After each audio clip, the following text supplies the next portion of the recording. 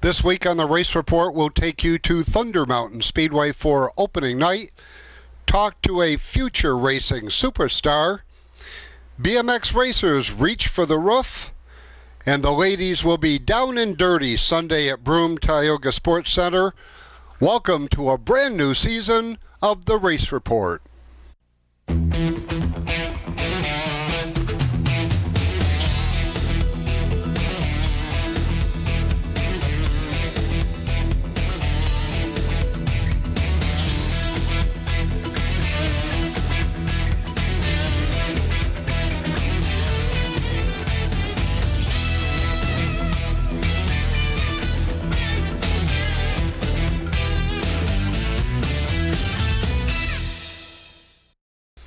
Hi everyone and welcome to our 38th season of the Race Report. I'm Ron Hills.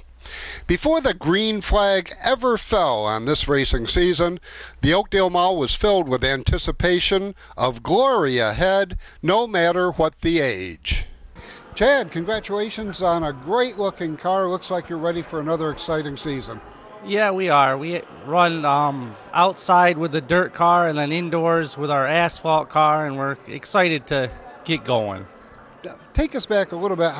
We know that your dad has been involved in racing for his entire life, but take us back to when you first got involved. I started out in a pure stock at Thunder Mountain, and I had 3 or 4 victories there in that, and then switched over to the asphalt TQ, which I've ran for 3 or 4 years now. And then just recently we've came on board with AJ George with his 600. How was the transition going from a pure stock to TQs? It's kind of a big difference. It seems like a small car, and just kind of like a go-kart, but it really has quite a bit of horsepower compared to what you would think. It's more like a real race car. Tell us about some of the indoor racing you've been doing. We've been to Trenton, New Jersey, Allentown, and Atlantic City for the big race, where there's roughly 100 cars that enter the race to start. Now, looking forward to the 2017 season, where will you be doing most of your racing? Both with the TQ and with the 600. We'll be going to our local dirt tracks with the 600, as far as Thunder Mountain, Penn Can, Skyline, and then with the TQ we'll be at up in Connecticut and down in upper Pennsylvania. Let's talk about some of the people that make it possible for you to go racing. Do you have any sponsors you want to thank, or people that work on your crew? I have a few. I have a guy that does some taping for me that for Nelson Speed, and AJ George for the 600, and of course my dad's the one who does a lot of the mechanical work for me, and family, of course.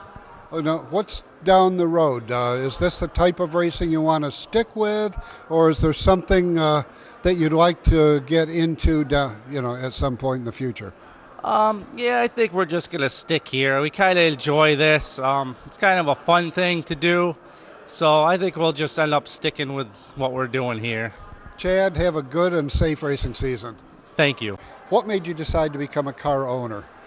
Well, a couple things. One of the things I always wanted to do was be a college professor. I did that, and that's over with. And I wanted to own a race car. So this was a nice class to get into. And I've got a nice family that's working on this. Lou Parks, famous Indy mechanic, is the crew chief on the car. And we're planning on doing a lot of races with the sprint car, as well as the TQ Midget, which is right next door. Yeah, we're taking a good look at the sprint car here, but tell us a little more about the TQ. Where did that come from? What's the provenance of the car? That car was actually built in Indianapolis by Dryden with Lou Parks actually doing a lot of the welding on it. So it's kind of a combination between him and Danny Dryden, who's a famous IndyCar driver in Indianapolis. He builds these cars now. Where will we see some of your local racing involvement? Well, definitely Skyline's got 3 of these shows with the NY6A Club, and we're going to run a lot of their races. So Skyline, unfortunately Thunder Mountain's not running them. I was hoping they would this season. And Penn Can. So locally, those would be the 2 tracks. The rest of them will be up north or out western New York.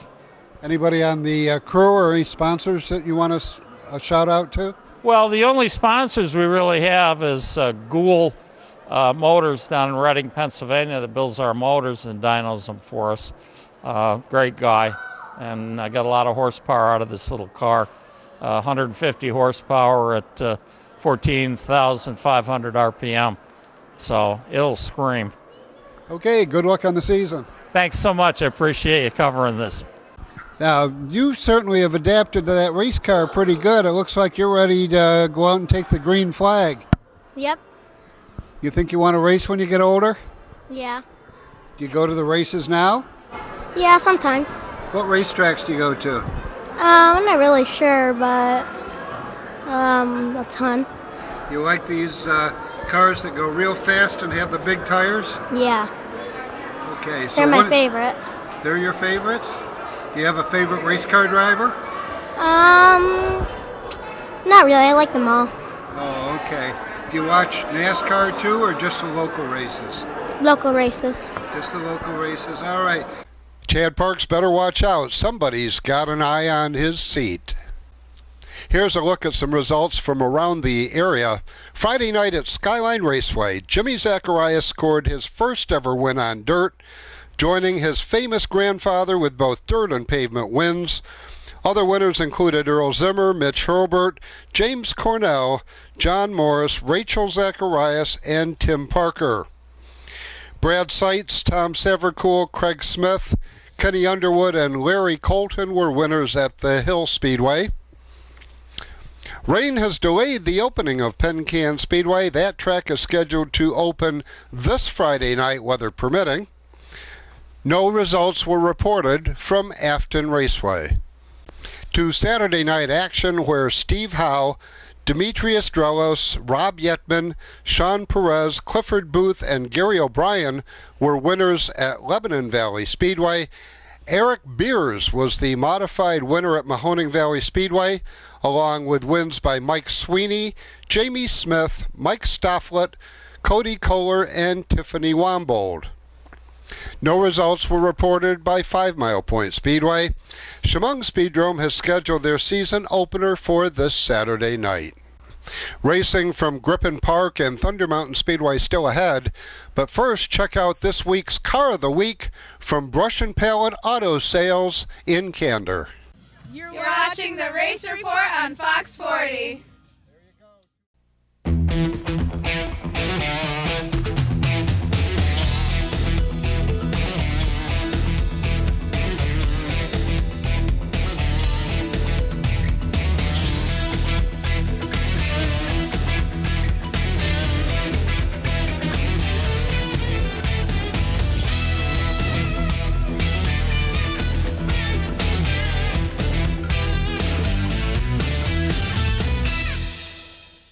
30 years of satisfied customers. That's the proud history of Brush and Pallet Auto in Candor. We have a large selection of cars, trucks, and SUVs. Here is this week's Car of the Week. We'll give you a $1,000 minimum trade-in, and we have financing options to fit your needs, including a first-time buyers program. Think you can't afford it? We think you can. Check us out at brush-pallet.com or visit us in person at 598 Owego Road in Candor, New York. Unicorn Electronics in the Valley Plaza, Johnson City has the best pricing and selection of audio, video, and computer cables in the area. Don't spend a fortune on that HDMI cable for your new HD TV or Blu-ray player. Unicorn Electronics has quality cables in the lengths you need at a price you can afford. Expanding your network, Unicorn has the patch cables and accessories to make it happen. When you need to connect, think Unicorn Electronics in the Valley Plaza, Johnson City. 98.1 The Hawk, number 1 for 20 in a row. This is Jason Aldean.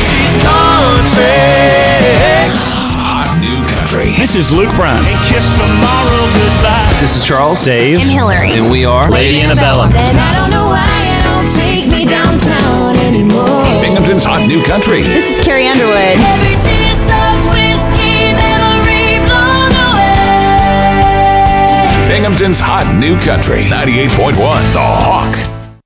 For 3 generations, we've been building world-class American performance. Like the new Edelbrock Power Package Top-End Kit, based on Edelbrock's powerful RPM crate engines. Each kit includes aluminum heads and intake, cam and lifters, gaskets, and hardware to build your own 400-plus horsepower Chevy small block. For 3 generations, it's pure American performance from the leader. Call now for your free Edelbrock catalog. Edelbrock makes them right here in the USA. Welcome back to the Race Report. One of the largest racing events in Broome County took place last weekend at Grippen Park as 707 riders participated in the USA Gold Cup qualifier. We got some riders that are here from North Carolina, a lot of them from Maryland, Delaware, all through Pennsylvania, Ohio, all through the New England states, and we got a whole bunch from Canada. The track here, we've been open since 2010, and we've had this race since 2011. And a little pat on everybody's back here is that we've had the largest rider turnout every year since 2011 east of the Mississippi. We got a great bunch of volunteers, first of all, and we work really hard. We keep the track maintained really well, and what's above us is the biggest thing. We got a roof. And we don't have weather problems unless it floods. And we were really close a few weeks ago with the rivers and stuff, but it came up the edge of the building, didn't get in. But it helps maintain the track a little bit better. You know, we don't have to worry about, the winters. We don't have to worry, we race all winter long. We don't have to worry about rain that you have to come in the next day or two and fix the track. So it's a big deal here for just having an indoor facility in the Northeast. We got the bikes for the young kids, and it's for like the 5 and under kids, and they're called Striders. It's a balance bike. They don't have pedals. And I got a couple young lads here that are 1 year old. They haven't hit 2 years old yet. And I got one guy that is racing here today. He is 68 years old. So it's a wide range, so it's not just for the kids, whole bunch of adults. Weekly racing, we are here every Friday night throughout the summertime. And we're here Tuesdays for practicing. If you're interested in coming to check out our sport here, Tuesday is a good time to come, between 6 and 8 o'clock. It's you can check out the track, you can get out there, ride it a little bit, see if this sport is for you, because it's a great sport. One of the big things they always say, no one sits the bench in BMX, because you make it what you can. So you're out there and you're racing, having a good time, and we race year-round. It's almost every single weekend we got something going on here throughout the year. For like this event here, from what I was told by the Chamber of Commerce, we bring in about $500,000 to the local economy. That's a whole lot of money. Now during the winter times, we're the only track in the whole Northeast that races in winter time. So during those events, particularly during the wintertime, they come in, they'll come in on Friday nights, and when we have races Saturday and Sunday, they stay overnight. The hotels get filled up, restaurants do good, gas stations do good, the pizza places do good and stuff, ice cream places, even like Friendlies and stuff down the road, they do really good. So we're doing a lot to help the local economy with just by having our track here. People call me up and they ask me what I need. I go, well, you either need yourself or you need your child. And I go, okay, you got a bike? Okay, BMX bikes are a little bit better. We do let some the mountain bikes out, what's called the cruiser class. But BMX style bike is the best thing to have. We don't like the pegs on the bikes and the kickstands and stuff, but kids got to have a helmet.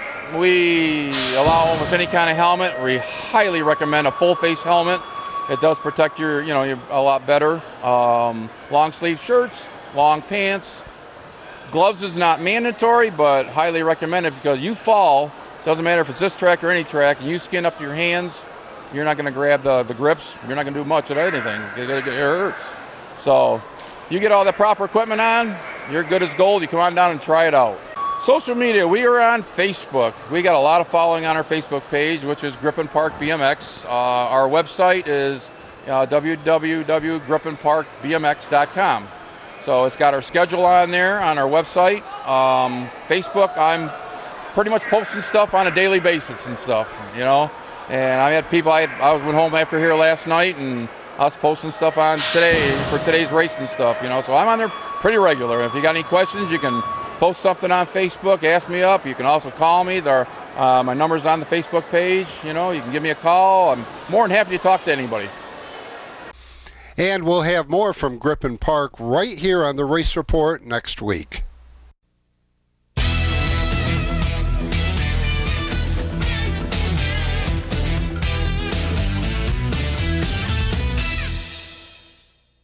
"30 years of satisfied customers. That's the proud history of Brush and Pallet Auto and Candor. We have a large selection of cars, trucks, and SUVs. Here is this week's Car of the Week. We'll give you a $1,000 minimum trade-in, and we have financing options to fit your needs, including a first-time buyers program. Think you can't afford it? We think you can.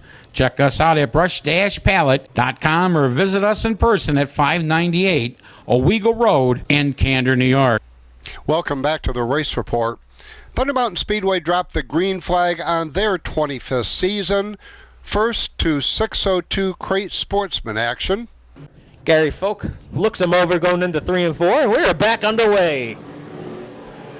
Going off into turn number 1 now. We have a big charge by Pat Jordan, side-by-side battle going down the back straightaway. Bouchard tries to push him down to the inside, take some of his line away, but Pat Jordan is going to have none of it. Pat Jordan takes the lead now.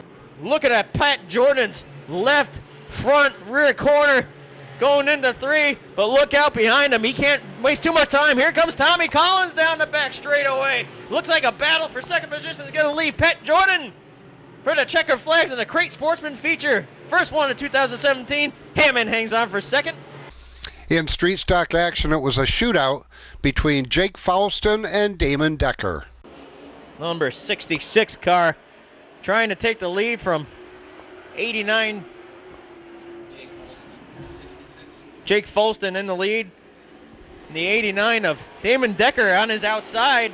Faustin maintains that low line going into turn number 1. And Decker, hot on his heels though, gets really close to that back bumper. But Faustin seems to be making that inside line work very well early in this street stock feature event. Going into turn number 3, we have a battle heating up now for third position. That's the number 2 EZ, Earl Zimmer. Number 3C right behind him. Battle heating up for the top position. Faustin, Decker gets the bumper to him coming off of turn number 2. If anything, it helped him push him down the back straightaway better. As we have 2x2 battles for the top 4 positions. Decker in first and Faustin first and second. Zimmer, Albanese third and fourth. Sneaking up in the number 6 car, Mike Wilbur Sr. As Albanese is ducking down beneath Zimmer. He's going to try and get an advantage, come off of 4, making that car roll really good through the bottom. Zimmer's going to take the high side. Albanese, the bottom. Give Albanese the third position. Faustin's persistence is paying off so far, but Decker's getting a really good run coming down the front straight into turn number 1. He has a great run going into 1 almost every lap. Meanwhile, behind him, Lance and Albanese is reeling them in slowly as these two are fighting for the lead up front, and we have a side-by-side battle now. Coming off of turn number 2, Faustin on the inside, Decker on the outside. Decker with the advantage for the first time this evening. Looks like he's going to pinch down Faustin, and he's got the spot. Give the advantage to Damon Decker in the 89. Going down the back straight one final time. Damon Decker, first street stock feature win of 2017. Second, a hard fourth. Lance and Albanese third. Faustin fourth. We'll go to the 109D of Dan Russell Jr. rounding out the top 5. To the modifieds, and one of the most exciting races I've seen in years. Unfortunately, the announcers were having some problems with the microphones. Head starter Gary Folk with the green flag. We're underway. Going off into turn one. Shane Spoonhour with the early advantage. And Corey Costa not wasting any time. We have trouble down here going into turn number 2. Looks like yellow number 73, green car. Steve Deinhardt out of Deposit, New York. Gets around. Danny Creedon down low now, trying to make it 3 wide. He sticks his nose in there, a 9. Going down the back straightaway. Danny Creedon looking for number 5 position. Looks like he's gonna lock it down. Go.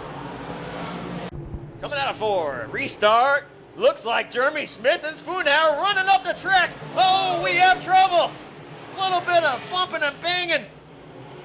Spoonhour gets together with Jeremy Smith. Looks like Smith's in trouble. He's got a left front tire down right now. Smith is backing off right now. We'll see if we can get back to the pit area. Looks like Jeremy Smith is going to come to a stop up in turn 3 and 4 with Alan Barker maintaining the lead.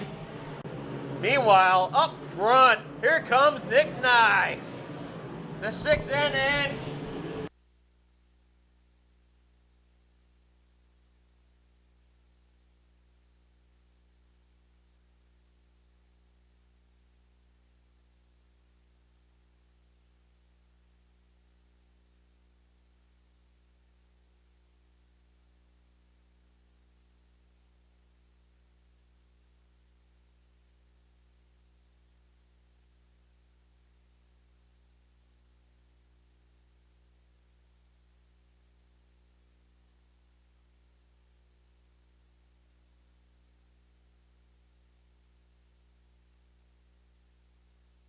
Danny Creedon, Worthboro, New York, to Shackleton Napa. Smoke Tark number 16X. Danny Creedon with the first feature win of the season, 2017 Thunder Mountain. Nick Nye, 2nd. Alan Barker, 3rd. Chad Cook, 4th. Corey Costa comes home 5th. You're watching the Race Report on Fox 40.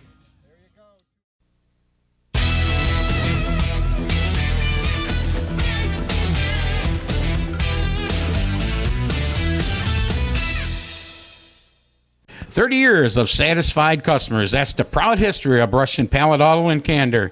We have a large selection of cars, trucks, and SUVs. Here is this week's Car of the Week. We'll give you a $1,000 minimum trade-in, and we have financing options to fit your needs, including a first-time buyer's program. Think you can't afford it? We think you can. Check us out at brush-pallet.com or visit us in person at 598 Owego Road in Candor, New York. Welcome back to the Race Report.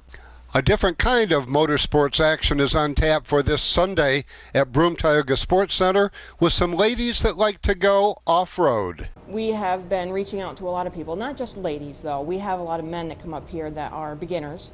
We have a lot of ladies that come up that are beginners. I've met amazing people through the travels of, so now it's just continuing on and making this bigger and better. And on May 7th, we have the Ladies' Day, and we have so many people involved.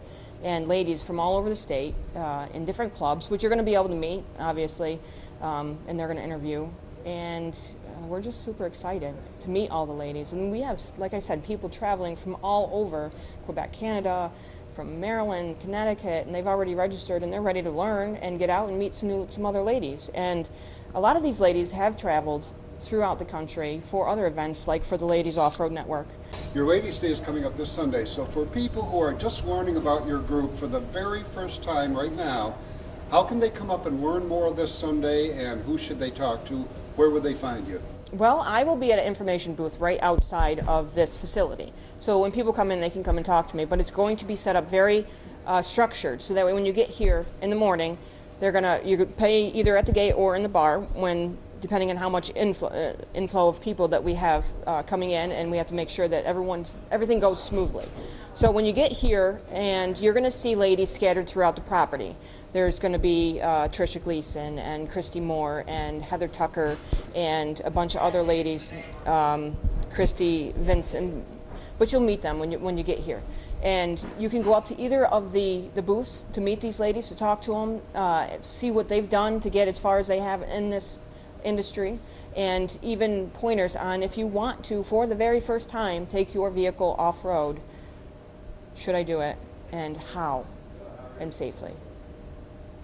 Let's talk about how to get started. What do they need in terms of equipment, safety gear, anything of that nature? Well, your vehicle, obviously you want to check your fluids. You want to make sure that it's functioning properly. Make sure you're not going to overheat. Obviously, number one is making sure the vehicle is in good condition enough for the trails. It doesn't have to be beautiful. It doesn't have to be, wonderful. As long as it moves and it drives and it's safe, that's great. But it is a good idea to have a winch if you can get one. If you don't, then tow straps, tow hooks, hook points in the front and the rear. CB would be suggested for communication in case something does happen. Never, ever, ever go out by yourself. Have to have at least one person with you. And we're going to go over the kits that would be suggested and what to carry with you, but communication, recovery gear, water, snacks, very important so you can keep hydrated in case it's hot out, coolant, oil, different stuff just in case something happens. It's just, and a toolkit, very important to have a toolkit, fire extinguisher. I can keep going, but. Now our viewers, of course, can come up this weekend, but if they can't be here in person, where can they go on social media to learn more about your organization? Well, we have a site, Southern Tier Off-Road Club 4x4, and it has to have 4x4 on it for it to be our actual group. Because there is another one that's just a page, but that is part of Broome Tioga, which is updated regularly. But if you really want to get to the ladies and the community that we run up here as far as friends and trucks and everybody getting together, that would be the page to ask questions, to get information, find out how to get your vehicle trail-worthy, and to get information, any questions really. And we're really quick to respond, and we're very happy to help because this is a growing sport and we want to enjoy it with everybody. It's not just for ladies, it's for men too. It's also for beginners. It's for people that just got old enough to drive. The race report will be at Broome Tioga Sports Center this Sunday for the off-road action, and we'll bring you interviews with more of the participants next week right here on the race report. This Saturday, the International Motor Racing Research Center in Watkins Glen will present the exciting life of John C. Fitch, the legendary sports car driver and automotive engineer. The presentation is at 1 p.m. Admission is $5. For more information, log on to racingarchives.org.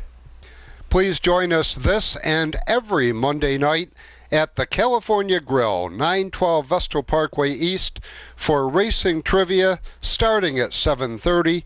Come early and enjoy the great menu, including half-pound burgers, more than 80 varieties of wings, and pork and chicken dishes prepared in their smoker daily. For more info, head to theracereport.tv. This week's bonus trivia answer is Richie Evans. For the entire staff of the Race Report, thanks for watching. Until next week, I'm Ron Hills, and I'll see you at the races.